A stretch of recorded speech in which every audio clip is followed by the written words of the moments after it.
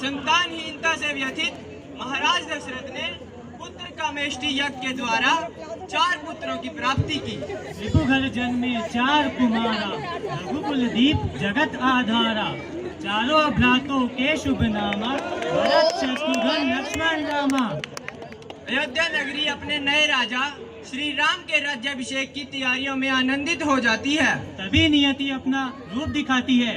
महाराज दशरथ की रानी कैकेयी की मुख्य दासी मंथरा अपनी कुटिलता का भाव लिए कैकेयी के कक्ष में जाती है। तो प्रस्तुत करते हैं कैकेयी के कक्ष का दृश्य।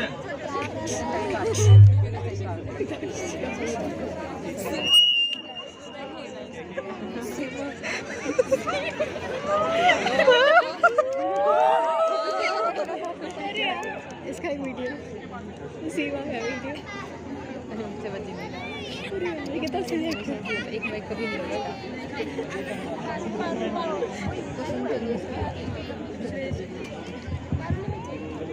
कैसे आशंकित क्यों लग रही हो? महाराज व राजकुमार कुशल से तो हैं?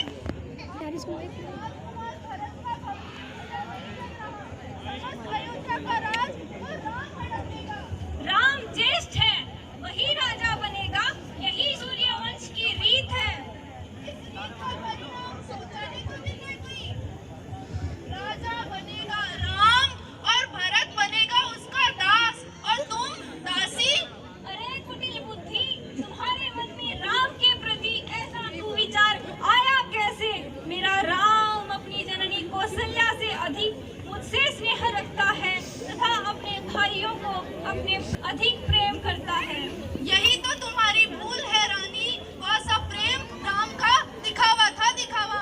राजगद्दी मिलने के पश्चात वह राम भरत को अपने मार्ग से हटाने के लिए कुछ भी कर सकता है। हे प्रभु, ये तू क्या कह रही है? अब मैं क्या करूं? कैसे बचाऊं अपने भरत को? एक मार्ग है, यदि राम के स्थान पर भरत राजा बन जाए। परंतु ये होगा कैसे?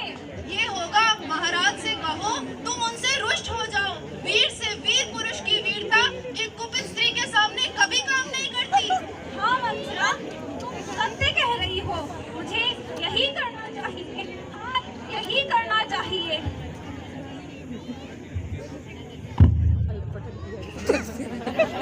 मंथरा के कहे अनुसार कैकेयी अपने कक्ष में बैठी होती है। तभी वहाँ राजा दशरथ का प्रवेश होता है। खतरनाक थी।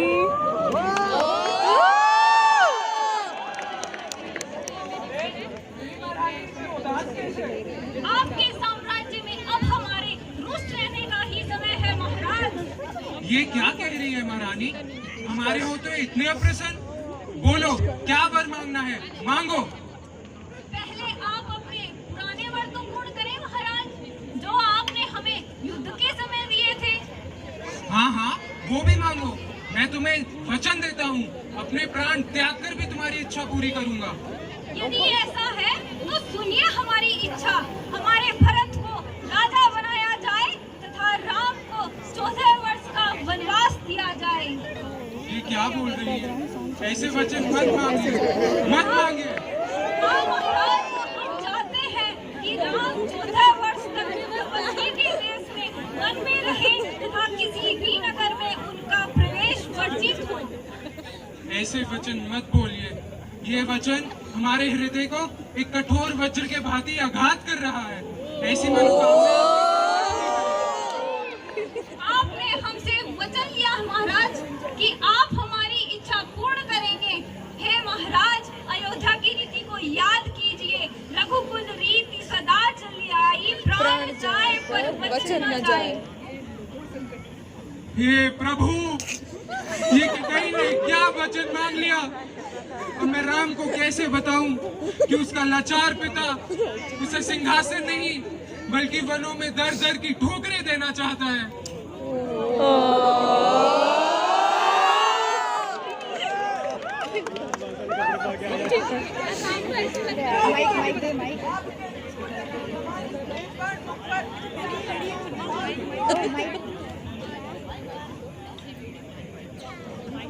माइक नहीं दिया। हे पुत्र, मैं अपनी व्यथा तुम्हें कैसे बताऊं? मैं विवश हूँ पुत्र, अपने ही दिए गए वचन के पास में बंध चुका हूँ मैं। इसमें पाश कैसा पिताश्री? यदि आपने किसी को वचन दिया है तो आपको सभी प्रकार के मोह से ऊपर उठकर उस वचन को पूर्ण करना चाहिए। यही रघुकुल की परंपरा रही है। पुत्र, तुम्हारी माँ के कई ने तुम्हारे लिए 14 वर्षों का वनवास तथा तुम्हारे भ्राता भरत के लिए राज सिंहासन मांगा है। इसमें चिंतित होने की क्या आवश्यकता है पिताश्री? अरे भरत में तो एक कुशल शासक के संपूर्ण गुण हैं। वह अयोध्या की प्रजा के लिए एक अच्छा शासक सिद्ध होगा। और जहाँ तक हमारे वनवास का प्रश्न है तो यह तो हमारे लिए गौरव का विषय है पिताश्री। वन में विभिन्न ऋषियों, मुनियों, तपस्वियों का संगम हमारे लिए सौभाग्य की बात होगी। अतः आप अपना वचन पूर्ण करने के लिए हमें वन में जाने की आज्ञा दीजिए पिताश्री। पुत्र, तुम प्राणों से भी प्रिय हो, ऐसी बातें मत करो, मत जाओ राम। राम, मत जाओ।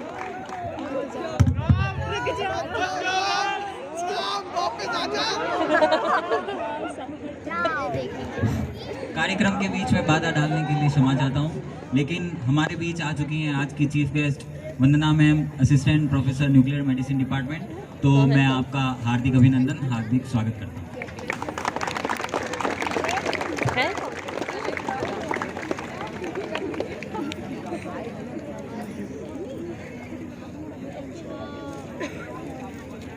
नमस्ते आंटी।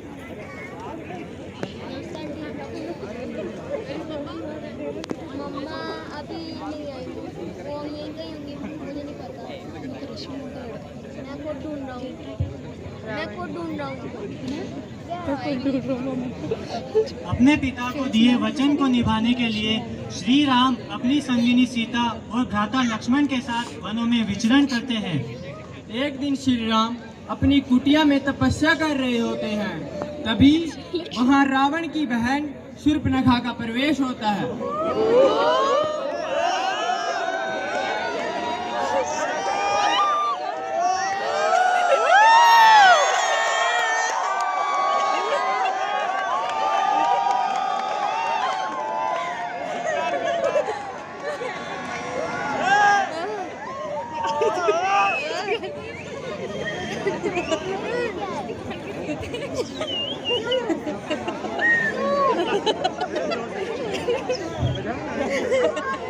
प्रणाम देवी, आपका परिचय?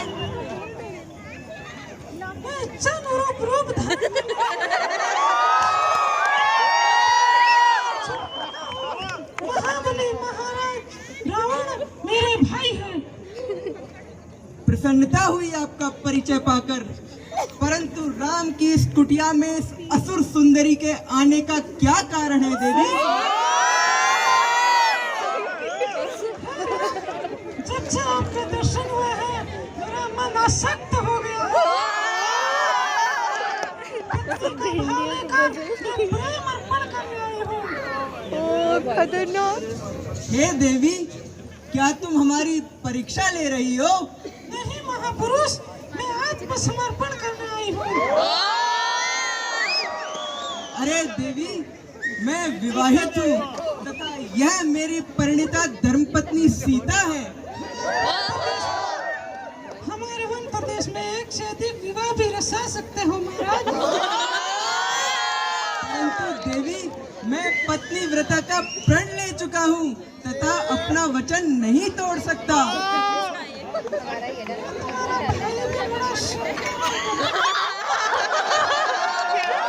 भाई पे आ गई।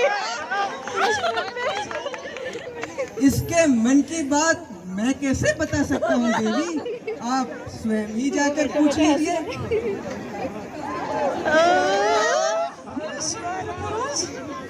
तुम्हारे भाई के साथ मैं विवाह का प्रस्ताव लेके गई थी, परंतु उन्होंने अस्वीकार कर दिया। क्या तुम्हें मेरा प्रस्ताव स्वीकार है? हे देवी, आपके प्रस्ताव को पहले ही भ्राता श्री ने अस्वीकार कर दिया है, तो मैं इस प्रस्ताव को कैसे स्वीकार कर सकता हूँ? तो पहले से ही विवाहित हूँ, तो मैं आपसे कैसे विवाह रचा सकता हूँ? तुम दोनों भाई मेरा प्रस्ताव ठुकरा रहे हो, वो भी इस तुच्छ स्त्री के कारण।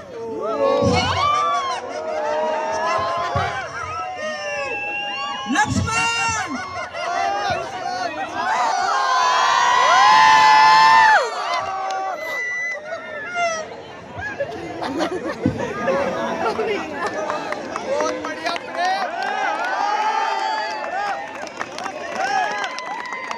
रेखा अपने भाई रावण के पास जाती है और रावण को श्री राम के विरुद्ध भड़काती है। रावण अपने मामा मारीच के साथ छल कर माता सीता को हरने की योजना बनाते हैं। मारीच एक स्वर्ण मृग का रूप धारण करके श्री राम जी की कुटिया के बाहर विचरण करने लगते हैं। सीता की इच्छा अनुसार श्री राम उस मृग के आखेट के लिए वन में जाते हैं। तब वह मृग अपनी माया से श्री राम की आवाज में त्राहिमाम त्राहिमाम की ध्वनि उत्पन्न करता है। अनिष्ट की भावना से आशंकित लक्ष्मण एक लक्ष्मण रेखा खींचकर श्री राम की सहायता के लिए जाते हैं। तभी रावण एक ब्राह्मण भिक्षु का वेश धारण किए सीता की कुटिया में प्रवेश करता है। भिक्षाम देहि भिक्षाम देहि। कल्याण भव देवी, हम बहुत दूर से आए हैं और भूखे हैं। आपकी इस कुटिया देखकर यहाँ आए कि हमें भोजन मिल जाए और हम थोड़ा विश्राम कर लें। इस समय मेरे पति कुटिया में नहीं है, इसलिए मैं आपका स्वागत नहीं कर सकती। आप यहीं ठहरिए, मैं आपके लिए कुछ खाने को लेकर आती हूँ।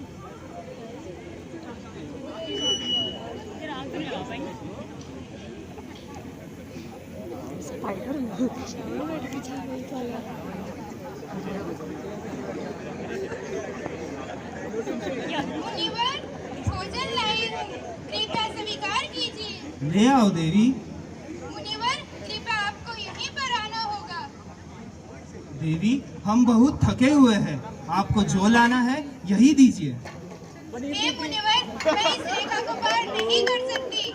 यह तो हमारा तिरस्कार हुआ।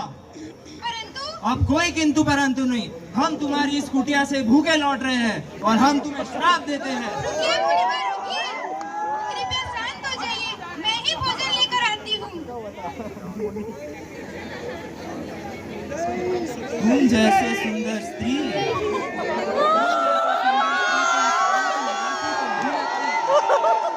तुम्हारे यहाँ आने का कोई विशेष प्रयोजन? जी मुनिवर, मैं मिथिला नरेश महाराज जनक की पुत्री सीता हूँ और यहाँ अपने पति श्री राम के साथ उनके पिता द्वारा दिए गए वचन को पूर्ण करने आई हूँ।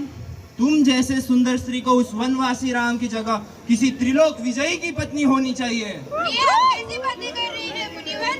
मेरे लिए तो मेरे पति श्री राम ही त्रिलोक विजयी सूरवीर हैं। नहीं, बल्कि तो तुम्हें लंका के अधिपति रावण की पत्नी होना चाहिए। बातें कर रहे हो तुम, मुझे तपस्वी के वेश में कोई छली प्रतीत होते हो। कौन हो तुम? रावण हूँ, जो एक भिक्षु के रूप में तुम्हारे कुटिया में आया। अरे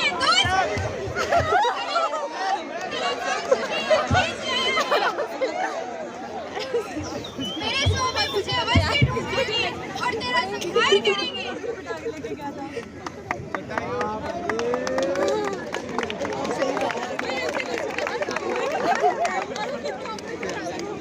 अपनी प्रिय संगिनी सीता की खोज में भटकते हुए राम, माता शबरी तथा उसके पश्चात हनुमान व सुग्रीव से भेंट करते हैं। सुग्रीव को किष्किंधा का सिंहासन दिलाकर उनकी सहायता से श्री राम जी ने माता सीता की खोज प्रारंभ की। सीता की खोज में लगी सुग्रीव की वानर सेना दक्षिण की ओर जाती है। वहाँ अथाह समुद्र देखकर वह सेना रुक जाती है। तब हनुमान उस समुद्र को पार कर लंका में प्रवेश करते हैं। वहाँ अशोक वाटिका में सीता का दृश्य प्रस्तुत है।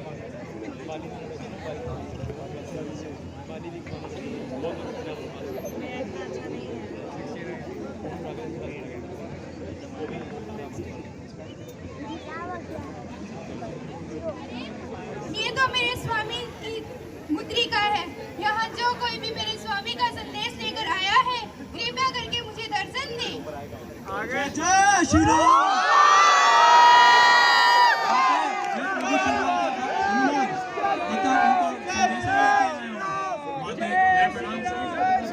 मुझे लगा तुम स्वामी के कोई दूत होंगे, परंतु तुम तो कोई मायावी प्रतीत होते हो। माते, आप जरा भी शंका ना करें।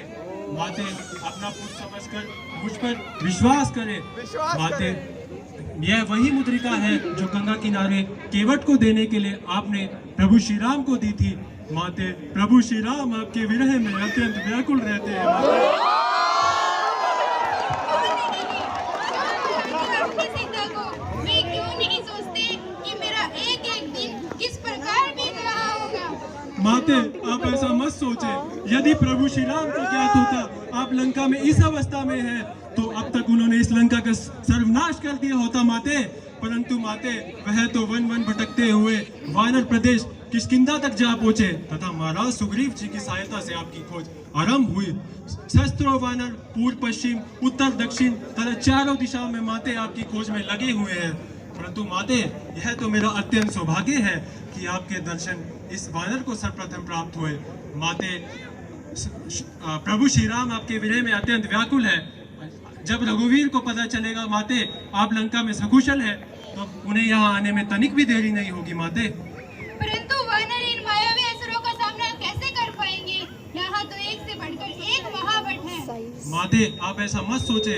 आपकी पतिव्रता का तेज इतना है जो त्रिलोक विजेता रावण को भी निस्तेज कर देता है। माते, चंद्रहास जैसी खड़क एक तिनके के सामने सिर झुका देती है। माते, आपकी यह शक्ति युद्ध में हमारा साथ देगी। माते, आप तो बस हमें आशीर्वाद दें कि समस्त वानर प्रभु श्री राम की सेवा में सफल हो तथा समस्त असुरों का सर्वनाश हो। माते, माते, हमें अत्यंत भूख लग रही है। आपकी आज्ञा हो तो इस वाटिका के वृक्षों के फलों का आनंद लें। खाओ पुत्र। धन्यवाद माते।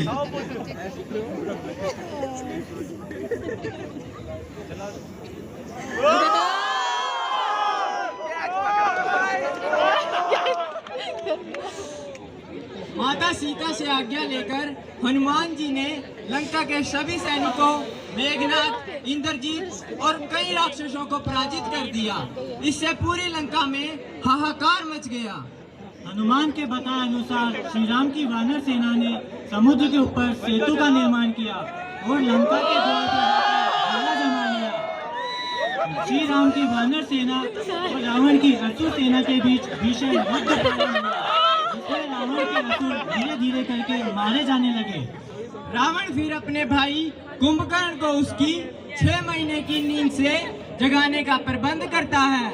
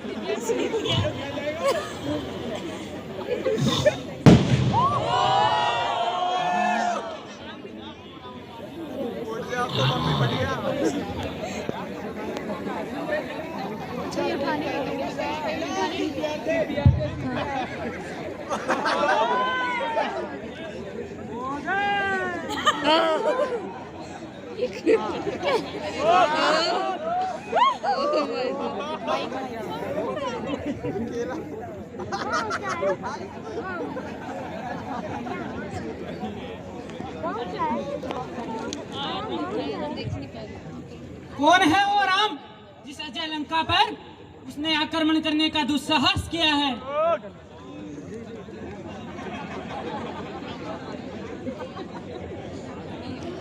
अरे भीम का एक दैत्य इन निरीह वानरों को क्या मार रहा है? मैं हूं राम, मुझसे युद्ध की चुनौती स्वीकार कर। जय श्री राम। जय श्री राम।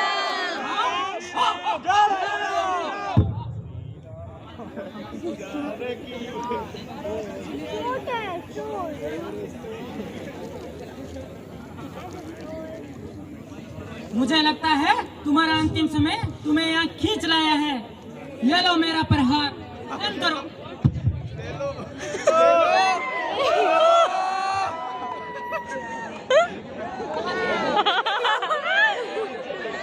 अरे यार छोड़ दे भाई।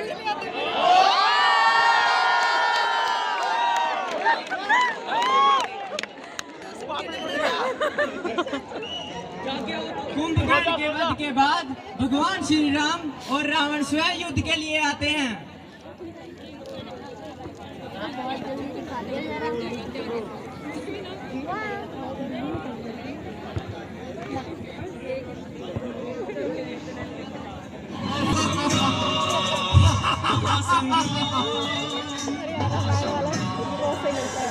कहाँ है वो वनवासी राम? कहाँ है वो वनवासी राम? आज अपने इस भीषण अवसर पर आज इस वनवासी राम को पाताल पहुंचा कर रहूंगा। अरे मूर्ख रावण, यह तू नहीं अपितु तेरा अहंकार बोल रहा है। तूने अपने बल और विद्याओं का उपयोग करके इस संसार को अपनी अनीति और अमर्यादा से आतंकित किया है। अब तेरे इस दंभ दर्पण के टूटने का समय आ गया है रावण। अरे राम, तेरे जैसे बहुत देखे हैं। बड़ी बातें ना कर, तो यूं मिला दूंगा मैं। अरे रावण, रावण, हम तुझे तेरी प्राण बचाने का अंतिम अवसर देते हैं। अरे अंतिम अवसर की किसको जरूरत नहीं, हो जाए दो। तेरी पत्नी सीता को हमारे पास सम्मान लौटा दे तो हम तुझे जीवन दान दे देंगे। जीवन दान की किसकी जरूरत है राम? मैदान में आ।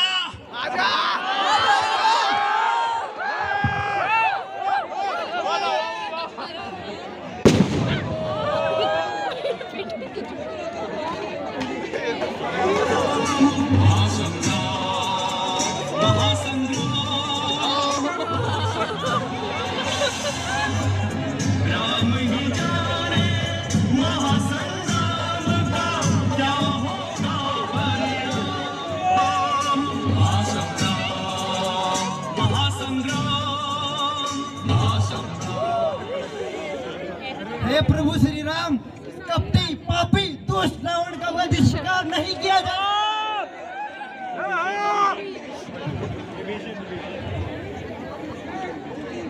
रावण को ब्रह्मा का वरदान प्राप्त है तथा उसकी नाभि में अमृत है।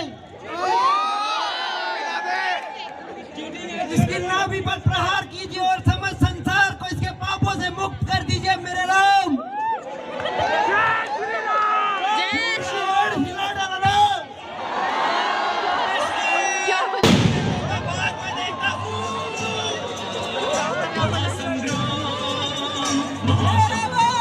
अब तेरे पापों का घड़ा भर चुका है।